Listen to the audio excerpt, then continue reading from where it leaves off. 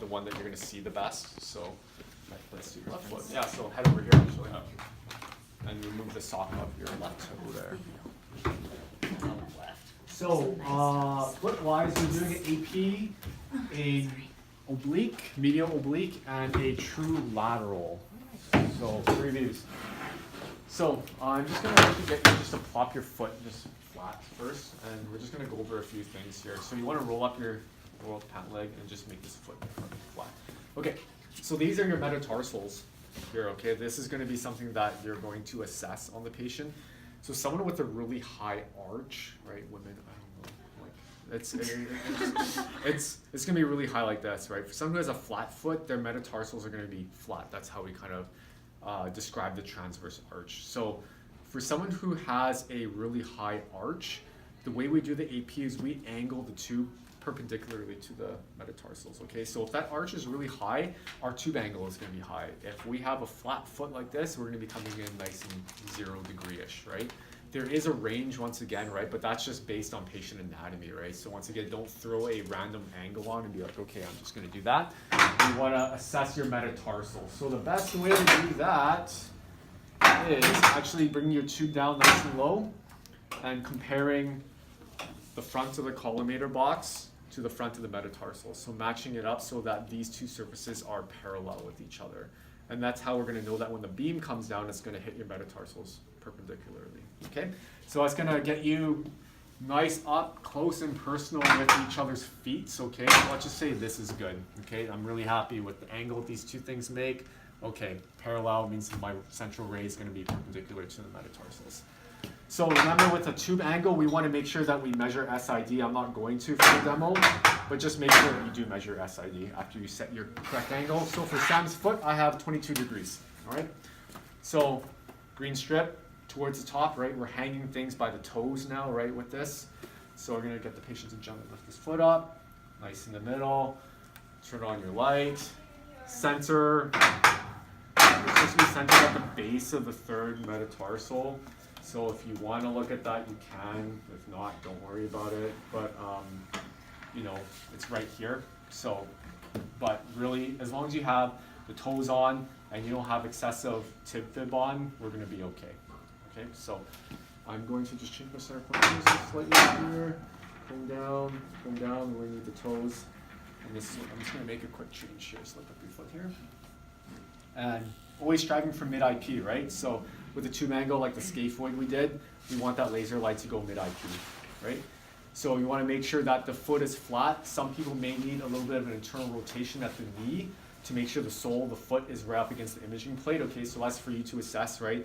Putting your fingers on that big toe or the medial surface and being, okay, is the patient coming up like this, where they need a little bit of internal rotation at the knee to make sure that they're completely flat. And then the way your toes curve, this is a great spot for your marker here, right? So throw your left marker right in the corner, and then put light on top of the patient, tell them to hold still, go ahead and take that first shot. So this is your AP. For your lateral, super important, because this is going to be your second view, is that you reset your angle, okay? So I would suggest doing that first. After you've taken the picture, you set your technique, you're coming out with a new imaging plate, the first thing you're going to do is reset this back to 0, because more times than not, you're just going to switch it out, do your medial oblique, and leave this and not even notice that this is still angled. Okay, so we're just going to come back, reset it back to 0 degrees, and then now we can start positioning our oblique. Okay, so we're going to pretend that we've changed the plate, so we're good to go. So medial oblique, which means we're going to move the knee medially, or the foot is going to rotate towards the medial side. That's what we mean by medial oblique. I think your book says a 30-degree angle for rotation. I don't know that number because I go by anatomy, because everyone's anatomy is going to be different. And this is also going to be based on arch as well. So the main goal of this view is we're trying to free the cuboid of superimposition, okay? So the way that your cuboid is sitting right now follows this part of the foot here. It's going to sit like this. So with that being said, if I immediately rotate the foot so that your cuboid can sit like this, where it's parallel with the imaging plate, I've done what I need in terms of rotation. Right now the cuboid's sitting like this, so I'm going to immediately rotate the foot until it becomes nice and parallel, and that will free a superposition. Okay, so once again, look at this part of the foot here. and make that part of the foot nice and parallel. Okay, so we're just gonna bring your knee towards your right there. You're gonna see that this part of the foot leaves the imaging plate, which is absolutely fine. This is what we're looking at. Okay, making sure everything goes as a unit, okay? Because some people can leave this and just move their knee in, okay? I want everything to come along as a whole. And then when I'm happy with this part, you know, take your finger, feel the top here. Okay, is this nice and flat in relation to the imaging plate? Yep, okay. Now I know I've rotated enough, okay? I don't use like an anguliner, I don't use numbers. It's all based on anatomy. If this part's flat, my cuboid's flat. My cuboid's flat, that's gonna be free superimposition. So we're gonna come back here, set the same centering point, base of the third, right? So somewhere there, like I said, it's gonna be free flowing in terms of, you know, making sure you get all your structures. Lift the foot up ever so slightly, making sure it's right in the middle. Just do a nice double check. Okay, so nice and flat here. I have all required structures from toe to distal tib fib. And then marker, once again, right in this corner is excellent just because of the way that your toes curve. So nice left marker there. Go ahead and take that picture, and then we can go ahead and do the lateral. You doing okay? Yep. Okay, sweet. Okay, so now true lateral. So the difference between a relaxed lateral and a true lateral is dorsiflexion of the ankle joints, right? So if I get you to just go quickly into the lateral position there. So bring the leg out like this, okay. Good. So this is considered relaxed, okay? Your tib fib and your foot, they don't make a 90-degree angle. This is not relaxed. Relaxed would be getting the patient to flex their ankle, bring their toes towards their knees, however you want to describe it.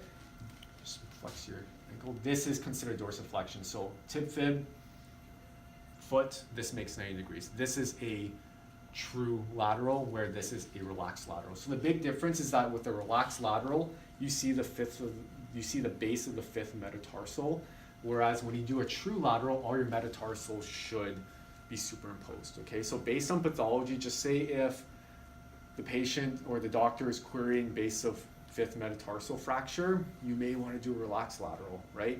But for everything else, usually a true lateral is the gold standard, okay? So we're gonna get the patient in the position first, okay? We're gonna get some nice dorsiflexion, right? Patient positioning is not at the utmost importance, right? You can have their leg bent like this, you can have their leg like this, you can have this leg over this leg, whatever you want. So when we get to the ankle, it's a little bit more, or the knee, sorry, it's a little bit more specific, but for this, we're gonna be okay with this, right? So usually what is more comfortable is throwing this leg over this leg. So did you wanna do that? Yeah, cool. Just like this.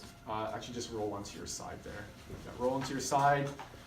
Either keep it like this now, right? So patient on their side, not sitting like I had them. So sitting on their side like this, right? Making sure that there's not a really big difference, ankle and knee, in terms of elevation depression, or they can throw this leg over. So why don't you just go ahead and throw this leg over like this. And then you can do your view like this. So whatever's more comfortable for the patients, right? So once again, we're just gonna do that dorsiflexion. So just flex your ankle there. Perfect. And then the other thing now we wanna assess is the relationship between your second toe and mid-calcaneus, okay? So that's gonna be assessed at the sole of the foot. So you're gonna come down here. Ow, damn it, ow. What'd you hit? Your funny bone? Olecranon? My knee. Oh. His patella. Okay. Patella. His sesamoid Can you bone. still continue? Get your Yes. sesamoid Can bone. someone grab me that 20-degree sponger? Yeah, thanks, Emily. Thank you. Okay, so it's best looked at over here. So this second toe and mid-calcaneus have to be lined up. Okay, so what that means is that when I connect these two dots, this line should be parallel with the mattress, the table, whatever you want. Usually what that means is that you're gonna elevate the ankle a little bit so that this and this are now lined up, right? So get down to nice eye level. Okay, I'm really happy with that. Okay, this is good positioning now. Nice dorsiflexion, and my second is lined up to mid-calcaneus, right? I should have probably had this underneath, but we're just gonna slip this underneath now. So once you just lift up your foot, sir, like this, and then we're just gonna do that, and then we're just gonna quickly assess that again. Okay, good. So long axis of the foot is obviously the foot itself, so this should be in a portrait fashion, right? Running long axis to the foot. And then now we're going to come over here, like this. Float the table over, mid-foot, turn your collimation box to line up with, actually, let's do this, yeah, this way here. Just gonna change the cones. Cool. And mid-IP, pretty happy with that. And then this is pretty much it. So dorsiflexion, second to mid-calcaneus. And because this is being viewed as hung from the toes, your marker should be viewed as such. So I'm going to view it like this. So that means the left marker will be read as if I'm looking at it from here, okay? When we're talking about weight-bearing views, because we're gonna do weight-bearing views as well, a lot of weight-bearing views are viewed as taken. So when we take it, we're gonna be viewing it like this. So that means the marker orientation should be viewed as this right here, okay? But for our regular feet, we're gonna view it as toes at the top, just like the AP and the medial oblique, okay? So markers will just go in one of the two corners, viewed as such there. Okay. Sorry. Okay. What we could also keep track of and keep in mind is the sole of the foot. With it being angled up, you could elevate the knee a little bit. Okay, so I'm going to just kind of roll it up a bit, just so that the sole of the foot is perpendicular. Okay, so just to make sure that all metatarsals are superimposed. Okay, so you could do that as well. So now that this is completely good. So sole of the foot, nice and perpendicular to the board. Nice dorsiflexion, right? So flexing the ankle. And then second to mid-calcaneus line is parallel with the floor. And that's true lateral.